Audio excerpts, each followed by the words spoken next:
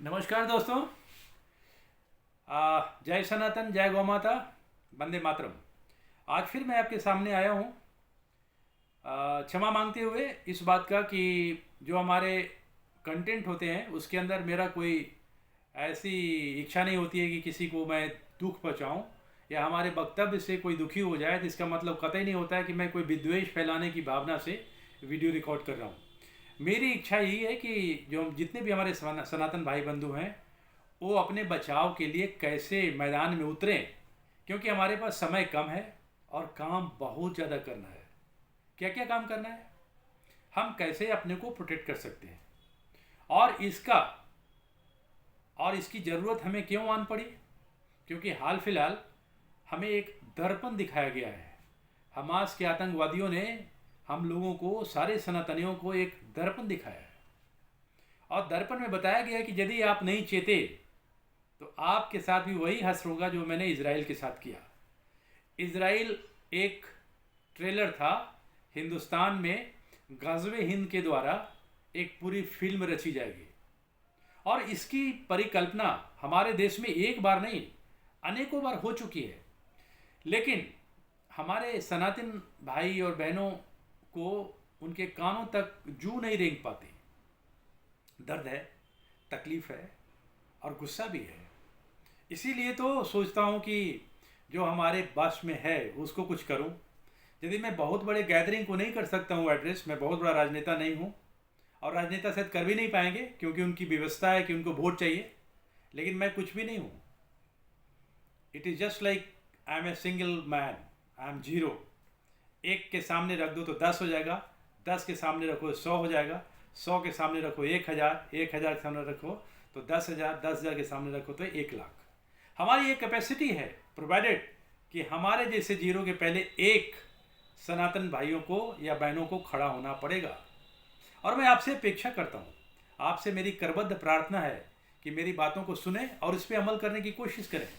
और आपको कुछ भी नहीं करना है, आपको कोई स्ट्रगल नहीं करनी, कोई बैटल फील्ड में नहीं जानी है। You have to get yourself aware, और आपकी अवेयरनेस ही सबसे बड़ी ताकत होती है सनातनियों के लिए। तो हम कैसे हो सकते हैं, कैसे कर सकते हैं?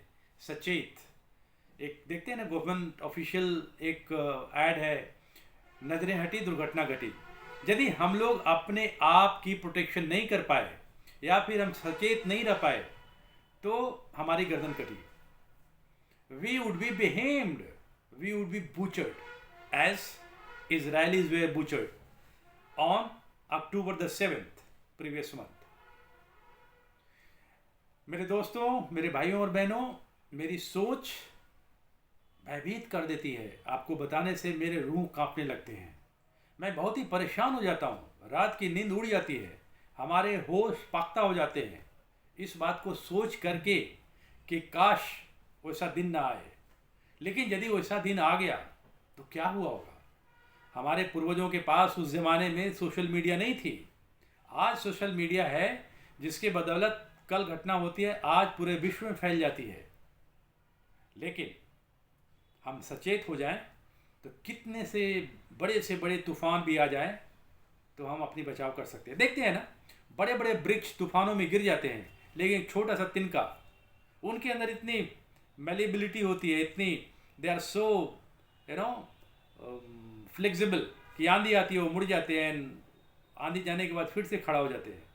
That is called instinct of survival, survival instinct. तो वो सनातनियों के पास है। इतने हजारों साल से हम लोग पिटते पिटाते जो भी संख्या में बच गए हैं, बचे तो हैं, और भगवान की यही प्रार्थना है कि हम बचे रहें।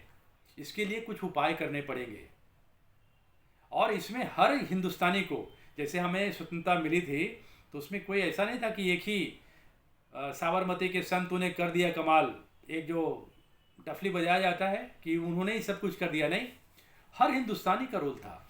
और जब सारे हिंदुस्तान जाग गए तो फिर इतने क्रूर शासक, अंग्रेज़ों से भी आतताई, शायद ही कोई होगा, पहले मुगल थे, उसके पहले ये जो विदेशी आक्रांत आए थे, भारत में आए थे, वही थे।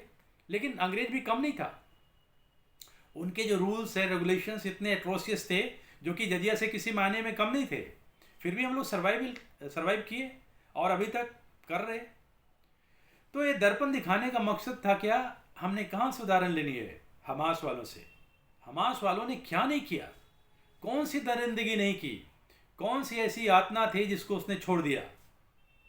मार काट, बच्चों का गला काटना, सब कुछ किया।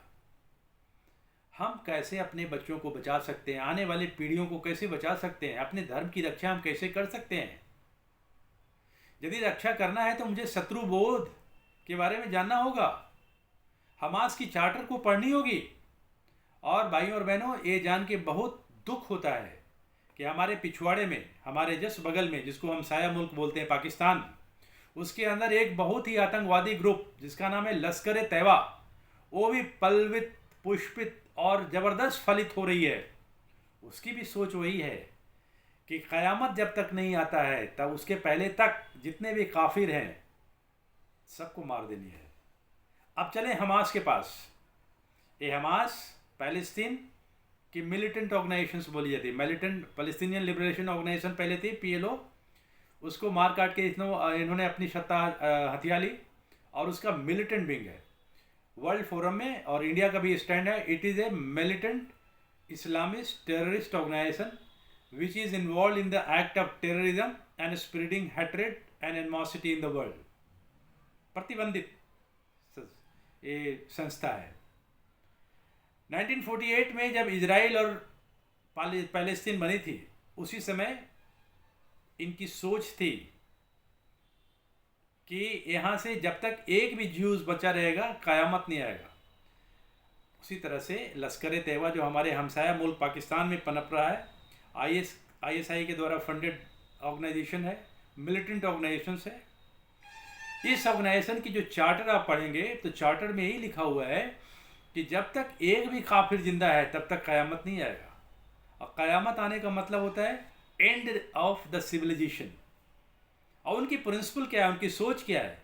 जब सिविलाइजेशनल एंड हो जाएगी, द टोटल डिके ख़त्म, तब उसके बाद खुदा आएंगे और उनके कर्मों के हिसाब से, तभी तो उनको दफनाते हैं, कर्मों के हिसाब से सारे मुर्दा जो है अपने मुर्दा घर से ऊपर उठेंगे, कब्र से ऊपर उठेंगे और उनको अल्लाह जन्नत नसीब करेंगे। इसीलिए देखते होंगे कि मुसलमान, पता नहीं सारे मुसलमान उसमें हैं, क्योंकि मैंने आज तक किसी मुसलमान को ना तो ISIS के कुकृतियों को और हमास के कुकृतियों को खंडित करते हुए नहीं सुना। इसलिए मुझे लगता है कि no answer is also an answer. If nobody is openly criticizing them, it means they are approving them। जैसे हम अपनी पीड़ा को व्यक्त कर रहे हैं, उस तरह से अपने हर्ष को छुपाते हुए व्यक्त कर रहे हैं, ना बोलकर। इसका मतलब तो यही हुआ। तो हमास की जो चार्टर है उसमें यही है कि जब तक एक भी ज्यूज है जिंदा तब तक क़यामत नहीं आ सकती, और जब तक क़यामत नहीं आएगी तब उनको जन्नत नसीब नहीं होगा। जन्नत नहीं नसीब होगा तो 72 हूर नहीं मिलेगी। ये पैलेस्तीन में जो हमास नाम का जो VIP लोग बैठे हुए हैं उनकी सोच है। अब आ जाइए लश्कर ए तैयबा जो हमारे बाजू में है पाकिस्तान में, उनकी भी यही सोच है। ये पूरी उम्मत के लोग जो इसमें विश्वास करते हैं सबकी एक ही सोच है। भाई इसका मतलब सारे लोग जो उसमें विश्वास करते हैं सबकी एक ही सोच है, क़यामत का दिन, end of the civilization, then only and then alone that coveted days would come when somebody will, everyone as per their deeds they would be assigned to जन्नत। 72 हूर के पास जाएंगे, दर्शन करेंगे, ऐश करेंगे, सैर सपाटा करेंगे उनके साथ, जैसा कि उनके मौलवी बोलते हैं, जैसा कि उनके दानेश्वर लोग बोलते हैं। ये मेरी सोच नहीं है।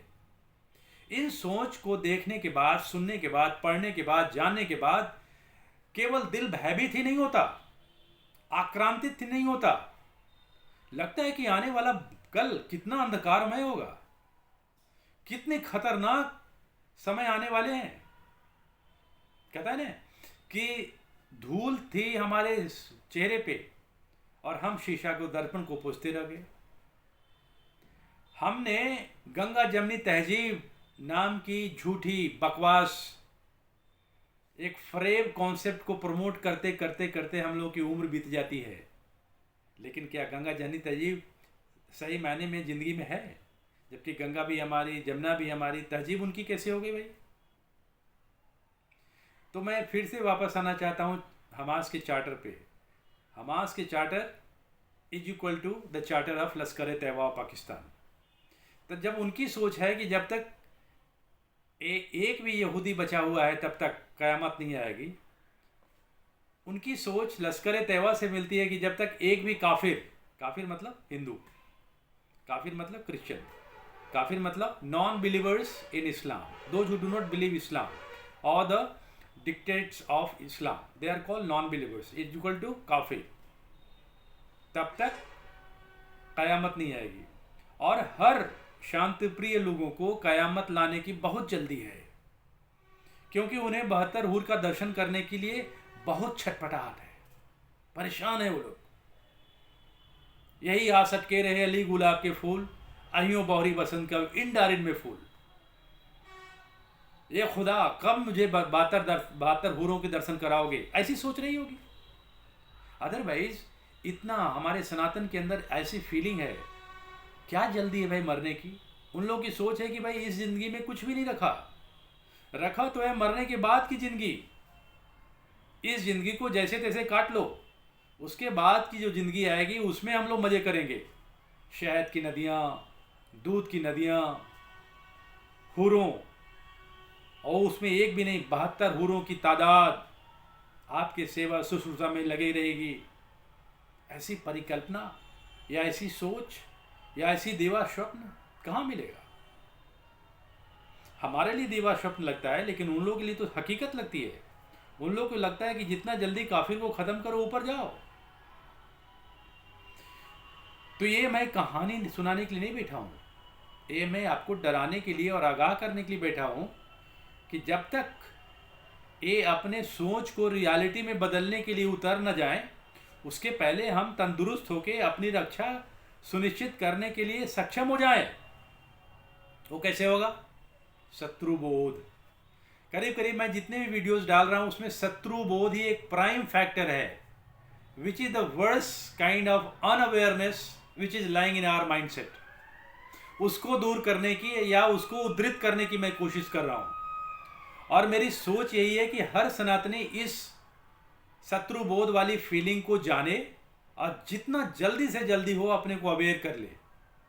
जब तक हम इस चीज़ को नहीं पकड़ पाएंगे तब तक हमारी सेफ्टी, सिक्योरिटी और पोस्टेरिटी मतलब आने वाले पीढ़ियों की रक्षा हम सुनिश्चित नहीं कर पाएंगे।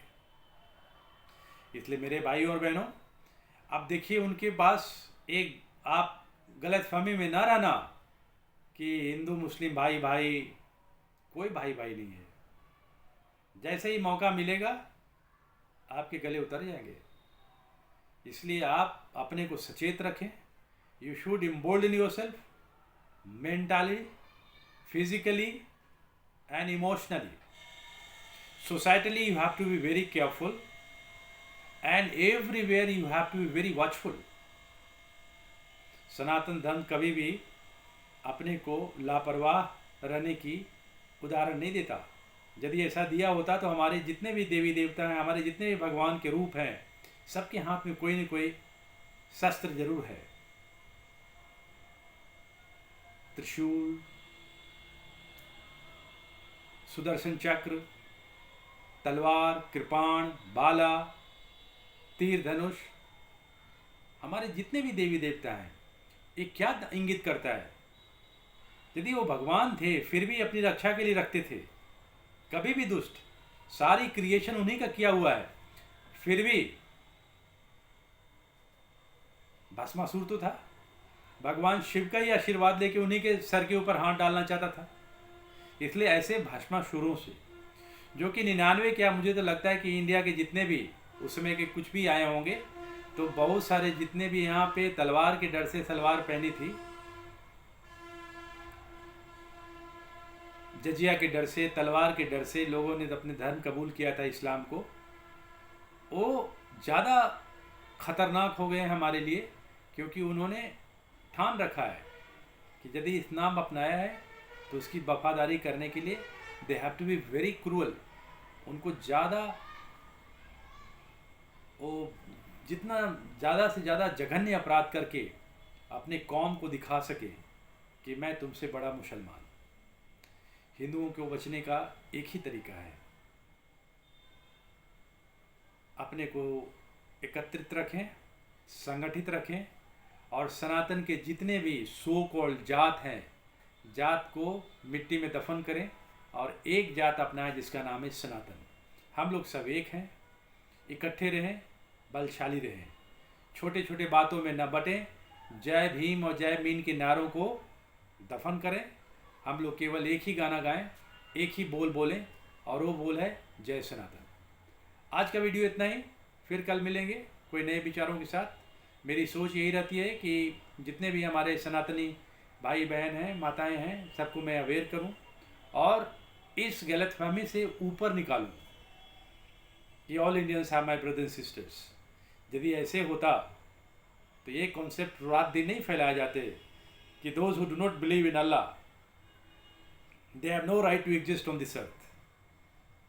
हमारे सनातन तो बोलता है कि भगवान की जो रूप है, जो स्वरूप है, हम में, तुम में, खड़े खम में, and we see God in you. I see God in animal. हम अपनी गौ को, गौ माता को भी हम भगवान का रूप मानते हैं। हम वृक्ष में भी भगवान का रूप देखते हैं। हमारी गंगा मैया में भी एक मातृत्व का प्रेम देखते हैं, तभी तो उनके जल को अर्पण करते हैं। हम चींटियों में भी भगवान का एक प्रतिरूप देखते हैं। हम सांपों में भी भगवान का एक रूप देखते हैं, क्योंकि जब तक भगवान की कृपा नहीं होगी, कोई भी जीवित व्यक्ति या जानवर या पशु या पक्षी या कोई जीवाणु रेंग नहीं सकता, बोल नहीं सकता। लोग कितना भी अमीर हो, कितना भी गरीब हो, मरने के पहले सबको भगवान की याद आती है। सबसे बड़े साइंटिस्ट शुरुआत अपने ज़िंदगी का करते हैं एथेइस्ट से, agnosticism. I don't believe in God. What the hell you are talking about God? What is God? They talk about it. लेकिन जब मरने का वक्त आता है तो कहते हैं यार मुझसे बहुत बड़ी गलती हुई, मैंने भागवत गीता नहीं पढ़ा। Atheism, agnosticism, these all kind of, I should say ignorance, matter of ignorance, is a temporary phase of your stupidity. जब भगवान की जब कृपा होने लगती है तो बंदा आध्यात्मिक हो जाता है और उसमें ध्यान लगाता है। इसलिए मेरी आपसे अपील है कि हम प्रभु के चरणों में अपने को समर्पित करके एक सौगंध खाएं कि हम जात पात के झांसे में नहीं पड़ेंगे। एक ही धर्म है मेरा सनातन, और एक ही जात है मेरा, वो है सनातन, और एक ही सोच है मेरी इंसानियत, और एक ही हमारी पहल होनी चाहिए, हर किसी को, हर किसी से भाईचारा। लेकिन उन भाइयों से होशियार रहना है जो मुझे भाई नहीं समझते। हम सबको समझते हैं, लेकिन वो सोचते हैं कि इनको जल्दी से जल्दी कन्वर्ट कर दो, अपने में मिला लो, और फिर क़यामत का दिन जल्दी से जल्दी बुला लें। तो ना क़यामत का दिन आने वाले है और नहीं हम उस मकड़ जाल में फंसने वाले हैं। हमारी सोच यही होनी चाहिए कि अपने बच्चों को ऐसी शिक्षा दें, हम अपने घरों में धर्म ग्रंथ रखें और उसकी शिक्षा अपने बच्चों को दें, ताकि कल के आने वाले समय में सनातन का ही बोलबाला हो और फिर से राम राज्य की स्थापना हो और हर व्यक्ति यहाँ खुश रहे। धन्यवाद।